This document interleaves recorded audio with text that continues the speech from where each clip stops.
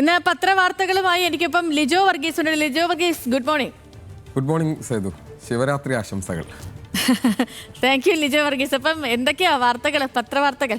അയ്യപ്പ സംഗമവുമായി ബന്ധപ്പെട്ട വാർത്തകളാണ് പ്രധാനപ്പെട്ട, പ്രത്യേകിച്ച് പ്രതിപക്ഷ പത്രങ്ങൾ എന്ന് പറയാവുന്ന പത്രങ്ങളിലൊക്കെയുള്ള വാർത്തകൾ. അതെന്തൊക്കെയാണെന്ന് നമുക്ക് നോക്കാം. ആഗോള അയ്യപ്പ സംഗമത്തിൽ ഉണ്ടായിരിക്കുന്ന വിവാദം അല്ലെങ്കിൽ അതിലെ ചിലവുമായി ബന്ധപ്പെട്ട വിവാദത്തിൽ പല പത്രങ്ങൾ പലതരത്തിലുള്ള വാർത്തകൾ ഇന്ന് കൊടുത്തിട്ടുണ്ട്.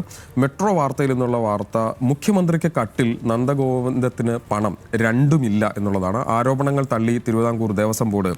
മുഖ്യമന്ത്രിക്ക് വേണ്ടി പമ്പ ഗസ്റ്റ് ഹൗസിൽ കട്ടിൽ വാങ്ങിയെന്നത് വ്യാജ വാർത്തയാണെന്നും പാട്ടുപാടാനെത്താത്ത നന്ദഗോവിന്ദം ഭജന സംഘത്തിന് 8 ലക്ഷം രൂപ കൊടുത്തുവെന്ന ഓഡിറ്റ് റിപ്പോർട്ട് ശരിയല്ലെന്നും ബോർഡിന്റെ വാർത്താക്കുറിപ്പിൽ പറയുന്നു എന്നതടക്കമുള്ള വാർത്തയാണ്. കണക്ക് കനൽ പോലെ എരിയേണ്ടതില്ലെന്ന് ജയകുമാർ, ഇപ്പോഴത്തെ ദേവസ്വം ബോർഡ് പ്രസിഡന്റ്, പറഞ്ഞ കാര്യം കൂടി സ്റ്റേറ്റ്മെന്റായി കൊടുത്തിട്ടുണ്ട്. Thiruvithamkoor Devaswom board president K Jayakumar പറയുന്നത്, ബോർഡ് നിയോഗിച്ച ഓഡിറ്ററാണ് സ്പെഷ്യൽ കമ്മീഷണർക്ക് റിപ്പോർട്ട് നൽകിയത്. എന്നാൽ ബോർഡുമായി ചർച്ച നടത്താതെയും കണക്കുകൾ ഒത്തുനോക്കാതെയുമാണ് റിപ്പോർട്ട് നൽകിയത്. ഇതാണ് വലിയ തരത്തിലുള്ള ആശയക്കുഴപ്പമുണ്ടാക്കിയതെന്ന് ആണ് മെട്രോ വാർത്തയിൽ വാർത്ത പറയുന്നത്. മംഗളത്തിലേക്ക് വരുമ്പോൾ, വെളുപ്പിക്കാൻ തേച്ചതും പാണ്ടായി എന്നതാണ് അതിനുള്ള വേർഷനായി. ആ വാർത്തയുടെ വേറൊരു ആംഗിളിലാണ് അത് കൊടുത്തിരിക്കുന്നത്. ബോർഡ് യോഗത്തിന് മുൻപ് കൂടുതൽ സംശയങ്ങൾ ഉയർത്തി വിശദീകരണ കുറിപ്പ്, പിഴവല്ല വീണ്ടും വെറും അശ്രദ്ധ എന്നാണ് ദേവസ്വം ബോർഡ് ഇത് പറയുന്നത്. എന്നാൽ പിഴവാണ് എന്നാണ് മംഗളം ഈ വാർത്തയിലൂടെ പറയാൻ ശ്രമിക്കുന്നത്. ഗുരുതര പിഴവുകൾ അശ്രദ്ധയെന്ന് ലഘൂകരിക്കാനാണ് ബോർഡിന്റെ ശ്രമം. ഭജന അവതരിപ്പിച്ച സംഘത്തിന്റെ പേര് ഓഡിറ്റ് റിപ്പോർട്ടിൽ മാറിപ്പോയെന്ന വിചിത്രവാദവും ഉന്നയിക്കുന്നു എന്നുള്ള കാര്യം മംഗളം പത്രത്തിൽ ആ വാർത്ത ഇന്ന് അങ്ങനെ വന്നിട്ടുണ്ട്. ചന്ദ്രിക പത്രം, സ്വാഭാവികമായും ചന്ദ്രിക പത്രത്തിൽ ആ വാർത്ത വന്നിരിക്കുന്നത് ഓഡിറ്ററുടെ തലയിൽ കെട്ടിവെക്കാൻ ശ്രമം എന്നുള്ളതാണ്. അതിൽ ഭക്തരെ പാട്ടിലാക്കാൻ സംഘടിപ്പിച്ച ആഗോള അയ്യപ്പ സംഗമത്തിലെ അഴിമതിയും ധൂർത്തും പുറത്തായതോടെ വിചിത്രവാദവുമായി തിരുവിതാംകൂർ ദേവസ്വം ബോർഡ് എന്നുള്ളതാണ്. വരവ് ചെലവ് കണക്കുകളിലെ പൊരുത്തക്കേടുകൾ കണ്ടുപിടിച്ച ഓഡിറ്റർക്ക് പിഴച്ചുവെന്ന് ദേവസ്വം ബോർഡിന്റെ വാദം എന്ന് പറഞ്ഞുകൊണ്ടാണ് ചന്ദ്രികയിൽ ആ വാർത്ത ഇന്ന് റിപ്പോർട്ട് ചെയ്തിരിക്കുന്നത്. വീക്ഷണത്തിലേക്ക് വരുമ്പോൾ, അത് പണം ഗോവിന്ദയായി, പഴി ഓഡിറ്റർക്ക് എന്ന ഹെഡ്ലൈനാണ്. അസാധ്യമായ പൊളിറ്റിക്കൽ ഹെഡ്ലൈൻ എന്ന നിലക്കാണ് അതിനെ വീക്ഷണം വാർത്തയെ കൈകാര്യം ചെയ്തിരിക്കുന്നത്. എല്ലാം ഓഡിറ്ററുടെ പിഴവെന്ന് ദേവസ്വം ബോർഡ് എന്ന് പറയും. ദേവസ്വം ബോർഡിന് 4.3 ഏതാണ്ട് 4,35 ലക്ഷം രൂപയുടെ ബാധ്യത ഉണ്ടായി എന്നതടക്കമുള്ള കാര്യങ്ങൾ ആണ് വീക്ഷണം പത്രത്തിൽ ആ വാർത്ത റിപ്പോർട്ട് ചെയ്തിരിക്കുന്നത്. ജന്മഭൂമിയിലേക്ക് വരുമ്പോൾ, ജന്മഭൂമി പറയുന്നത് അയ്യപ്പ സംഗമം തുലച്ചത് 11 കോടി എന്നുള്ളതാണ്. ബോർഡ് നൽകാനുള്ളത് 4.5 കോടി. ചെലവ് 4,99 ലക്ഷമെന്ന് മുൻ പ്രസിഡന്റായിട്ടുള്ള പ്രശാന്ത് പറഞ്ഞു എന്ന കൂടി വാർത്ത വെച്ചുകൊണ്ടാണ് ആ വാർത്തയെ ഇന്ന് ജന്മഭൂമി കൈകാര്യം ചെയ്തത്. അങ്ങനെ കോടികളുടെ കണക്ക് ഏറിയും കുറഞ്ഞുമൊക്കെ പല പത്രങ്ങളിൽ പലതരത്തിൽ കാണാൻ കഴിയും എന്നുള്ളതാണ് ഇന്നത്തെ ഒരു പ്രത്യേകത. ഈ അയ്യപ്പ സംഗമവുമായി ബന്ധപ്പെട്ട് പല പത്രങ്ങളിൽ പല കണക്കുകൾ കാണാം. അതിലേതാണ് കണക്ക് കൃത്യമെന്ന് മനസ്സിലാക്കാതെ ഈ എല്ലാ പത്രവും വായിച്ചാൽ ഇതിൽ എന്താണ് വാർത്ത എന്ന് സംശയിക്കാവുന്ന തരത്തിലാണ് പല പത്രങ്ങളിൽ പലതരത്തിലുള്ള കോടിക്കണക്കുകൾ നമുക്ക് കാണാൻ കഴിയും. ദേശാഭിമാനിയിലേക്ക് വരുമ്പോൾ, അത് അയ്യപ്പ സംഗമം ഓഡിറ്റ് റിപ്പോർട്ട് കള്ളപ്രചാരണം എന്നാണ് ആ വാർത്ത. വ്യാജ പ്രചാരണങ്ങൾ തള്ളി തിരുവിതാംകൂർ ദേവസ്വം ബോർഡ് വാർത്താക്കുറിപ്പ്. മുഖ്യമന്ത്രിക്ക് കട്ടിൽ വാങ്ങിയത് വ്യാജ പ്രചാരണം. സ്പോൺസർഷിപ്പായി 3 കോടിയാണ് ലഭിച്ചത്. ഓഡിറ്റിംഗ് സ്ഥാപനത്തിന്റെ നടപടിയിൽ ദുരൂഹതയുണ്ട് എന്നുകൂടി പറഞ്ഞുകൊണ്ടാണ് ആ വാർത്ത. സ്പോൺസർഷിപ്പിനായി 3 കോടി ലഭിച്ചു. ഭക്ഷണം നൽകിയത് ഇരട്ടിയിലധികം പേർക്കാണ് എന്ന കാര്യം കൂടി വെച്ചുകൊണ്ടാണ് ദേശാഭിമാനി ഇന്ന് വാർത്ത റിപ്പോർട്ട് ചെയ്യുന്നത്. വളരെ കൗതുകരം തോന്നുന്നു, ഒന്നാം പേജുകളിലൊന്നും ഇന്ന് മലയാള മനോരമയിലോ മാതൃഭൂമിയിലോ അടക്കം അല്ലെങ്കിൽ കേരള കൗമുദിയിലൊന്നും ആ വാർത്ത കാണാനില്ല എന്നുള്ളതും ഒരു കൗതുകരമായ കാര്യമാണ്. മറ്റു വാർത്തകളിലേക്ക് കടന്നാൽ, മാതൃഭൂമിയിൽ ശബരിമലയുമായി ബന്ധപ്പെട്ട് തന്നെ മറ്റൊരു വാർത്തയുണ്ട്. അതിങ്ങനെയാണ്: ശബരിമല യുവതീ പ്രവേശനം നിലപാട് തേടി സുപ്രീം കോടതി. റിവ്യൂ ഹർജി നാളെ പരിഗണിക്കും, അതായത് തിങ്കളാഴ്ച പരിഗണിക്കും. സംസ്ഥാന സർക്കാർ വീണ്ടും നിലപാട് വ്യക്തമാക്കേണ്ടി വരും. പരിഗണിക്കുന്നത് ഇവയും: മുസ്ലിം സ്ത്രീകളുടെ പള്ളി പ്രവേശനം, അന്യമതസ്ഥരെ വിവാഹം കഴിച്ച പാഴ്സി സ്ത്രീകളുടെ ക്ഷേത്ര പ്രവേശനം, ഷിയ മുസ്ലിങ്ങളിലെ ദാവൂദി ബോറ വിഭാഗത്തിൽപ്പെട്ട പെൺകുട്ടികളിലെ ചേലാകർമ്മം. ഇവയിലെ പൊതു നിയമങ്ങളാണ് 9 അംഗ ബെഞ്ച് പരിഗണിക്കുക.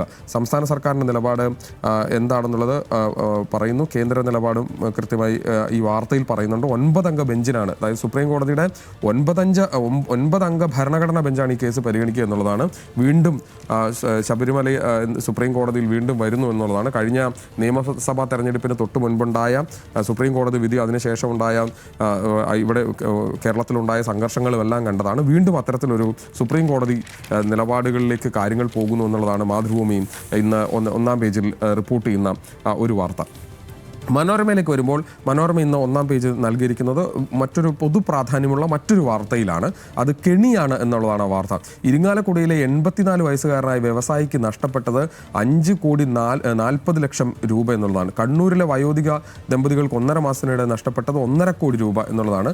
മുടക്കമില്ലാത്ത ഡിജിറ്റൽ അറസ്റ്റ് തട്ടിപ്പ്, അത്തരം കോളുകൾക്ക് തലവെക്കരുത് എന്ന് പറഞ്ഞുകൊണ്ടാണ് പറയുന്നത്. അതിൽ പ്രിയ വായനക്കാരെ എന്ന് പറഞ്ഞുകൊണ്ട് എത്രയോ വട്ടം ഡിജിറ്റൽ അറസ്റ്റ് എന്നൊരു അറസ്റ്റ് ഇല്ല എന്ന വാർത്ത കൊടുത്തിട്ടുണ്ട്. എന്നിട്ടും ഇത്തരത്തിലുള്ള ആളുകൾ കെണിയിൽപ്പെടരുത് എന്ന് പറഞ്ഞുകൊണ്ടാണ് മലയാള മനോരമ ഒന്നാം പേജിൽ ആ വാർത്ത കൊടുത്തിരിക്കുന്നത്. ഡിജിറ്റൽ അറസ്റ്റുമായി ബന്ധപ്പെട്ട് പ്രത്യേകിച്ച് റിട്ടയറൊക്കെ ആയിരിക്കുന്ന സർക്കാർ ഉദ്യോഗസ്ഥരോ അല്ലെങ്കിൽ അത്തരത്തിലുള്ള ആളുകളുടെ പണം വ്യാപകമായി തട്ടുന്നു, കേരളത്തിൽ അത്തരത്തിൽ കോടിക്കണക്കിന് രൂപയുടെ തട്ടിപ്പ് നടക്കുന്നു എന്നുള്ള വാർത്തയാണ് മനോരമ ഒന്നാം പേജിൽ നിന്ന് ഏറ്റവും പ്രധാനപ്പെട്ട വാർത്തയായി കൊടുത്തിരിക്കുന്നത്.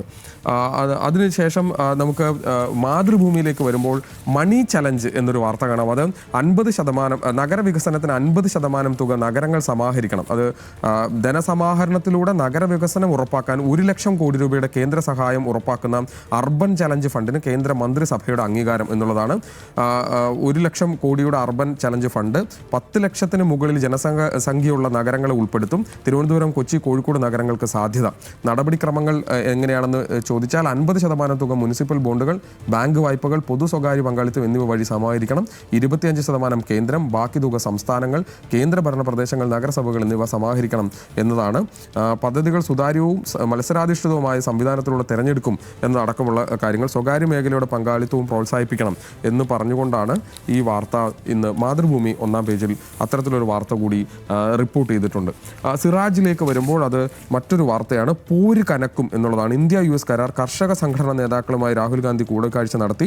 പിന്തുണ തേടി കർഷകരെ കൂടി ചേർത്തുകൊണ്ട് ഒരു കർഷക സമരങ്ങളിലേക്ക് കടക്കാൻ കോൺഗ്രസ് തയ്യാറെടുക്കുന്നു എന്നുള്ള വാർത്തയാണ് ഇന്ന് സിറാജ് റിപ്പോർട്ട് ചെയ്യുന്നത്. കർഷകരെ തെറ്റിദ്ധരിപ്പിക്കുന്നു എന്ന് രാഹുൽ ഗാന്ധി കർഷകരെ തെറ്റിദ്ധരിപ്പിക്കുന്നു എന്ന് കേന്ദ്ര വാണിജ്യ വ്യവസായ മന്ത്രി പീയൂഷ് ഗോയൽ പറഞ്ഞ വാർത്ത കൂടി ചേർത്തുകൊണ്ടാണ് സിറാജിൽ ഇന്ന് ആ വാർത്ത ഉള്ളത്.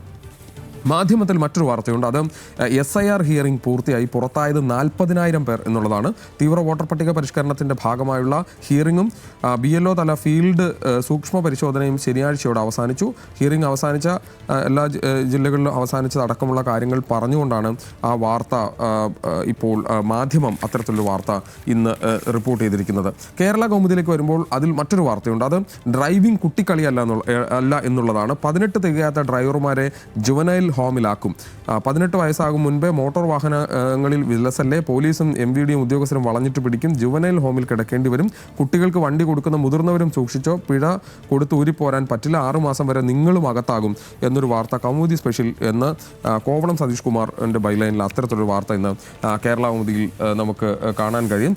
മാതൃഭൂമിയിൽ ഉൾപേജിലൊരു വാർത്തയുണ്ട്. അതും ഒരു കൗതുകം ഉള്ള അല്ലെങ്കിൽ അങ്ങനെ ആളുകൾ ശ്രദ്ധിക്കുന്ന ഒരു വാർത്തയാണ്. അത് ഇങ്ങനെയാണ്. നോൺ ഗസറ്റഡ് ഉദ്യോഗസ്ഥരെ പഞ്ചായത്ത് പ്രസിഡന്റിനെ സസ്പെൻഡ് ചെയ്യാം എന്നുള്ളതാണ് ആ വാർത്ത. അച്ചടക്ക നടപടിയുടെ ഭാഗമായി പഞ്ചായത്ത് പ്രസിഡന്റിന് സെക്രട്ടറിയോ ഗസറ്റഡ് ഓഫീസറോ അല്ലാത്ത പഞ്ചായത്ത് ജീവനക്കാരെ സസ്പെൻഡ് ചെയ്യാൻ അധികാരമുണ്ടെന്ന് ഹൈക്കോടതിയുടെ ഉത്തരവാണ്. കിഴക്കമ്പലം പഞ്ചായത്ത് അസിസ്റ്റന്റ് സെക്രട്ടറിയെ സസ്പെൻഡ് ചെയ്തത് ഹൈക്കോടതി ശരിവെച്ചു എന്ന വാർത്ത കൂടി വെച്ചുകൊണ്ടാണ് ആ വാർത്ത ഇന്ന് മാതൃഭൂമിയിൽ ഉൾപേജിൽ അത്തരത്തിലൊരു വാർത്ത കൂടി നമുക്ക് കാണാൻ കഴിയും. എഡിറ്റോറിയൽ കൂടി വായിച്ച് നമുക്ക് അവസാനിപ്പിക്കാം. അത് മാതൃഭൂമിയുടെ എഡിറ്റോറിയലാണ് ഇന്നുള്ളത്. സഭാ അധ്യക്ഷന്മാരുടെ പക്ഷപാതം എന്ന വാർത്ത എന്നതാണ് ഇന്നത്തെ എഡിറ്റോറിയൽ. ലോക്സഭാ സ്പീക്കർ ഓം ബിർളയുടെയും രാജ്യസഭാ അധ്യക്ഷനായ ഉപരാഷ്ട്രപതി CP രാധാകൃഷ്ണന്റെയും സഭാ പ്രവർത്തനവും പെരുമാറ്റവും പക്ഷപാതപരമാണെന്ന ആക്ഷേപം നിലനിൽക്കുന്നുണ്ട് എന്നുള്ളതാണ് ആ വാർത്ത. അതായത് കഴിഞ്ഞ ബജറ്റ് സമ്മേളനത്തിൽ പ്രതിപക്ഷത്തിന് വേണ്ടത്ര ശബ്ദമുയർത്താൻ അല്ലെങ്കിൽ പ്രതിപക്ഷത്തിൻ്റെ ശബ്ദം കേൾപ്പിക്കാൻ 2 സഭാ അധ്യക്ഷന്മാരും വലിയ തോതിൽ അവരുടെ ശബ്ദങ്ങൾ ഇല്ലാതാക്കാനുള്ള ശ്രമം നടത്തിയെന്നുള്ള പ്രതിപക്ഷത്തിൻ്റെ ആരോപണത്തെ വെച്ചുകൊണ്ടാണ് ഇന്ന് സഭാ അധ്യക്ഷന്മാരുടെ പക്ഷപാതം എന്ന പേരിൽ മാതൃഭൂമി ഇന്ന് എഡിറ്റോറിയൽ എഴുതിയിരിക്കുന്നത്. അങ്ങനെ പല പത്രങ്ങളിൽ പലതരത്തിലുള്ള വാർത്ത. അത് ഒരു വിഷയത്തിൽ ശബരിമലയുമായി ബന്ധപ്പെട്ട വാർത്തയിൽ പല പത്രങ്ങളിൽ പലതരത്തിലുള്ള വാർത്തകളൊക്കെ നമ്മൾ കണ്ടു. ഇനി വീണ്ടും തിരിച്ച് സേതുവിലേക്ക്.